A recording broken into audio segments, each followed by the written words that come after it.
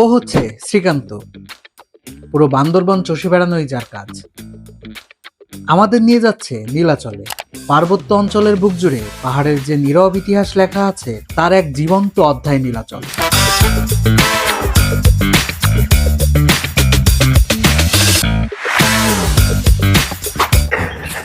এটা কি হাত পেতে দিছে? না, এটা বসার জায়গায় বানানো হয়েছে।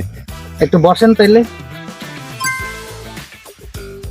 শোনা যায় আগে এই এলাকায় বন্য সাপ জন্তুর বেশ আনাগোনা ছিল, সত্যি কি?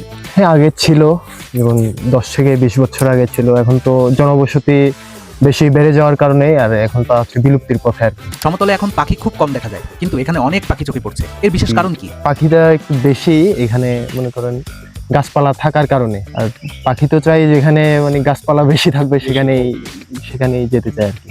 এই এলাকায় কি বন্য হাতির অস্তিত্ব আছে? আছে, মানে খুবই কম। বান্দরবানে দেখা যায় না, এটা দেখা মিলে হচ্ছে আপনার রাঙামাটির সাইডে। শুধু শ্রাবণ সন্ধ্যাটুকু তোমার কাছে চেয়ে নিলাম।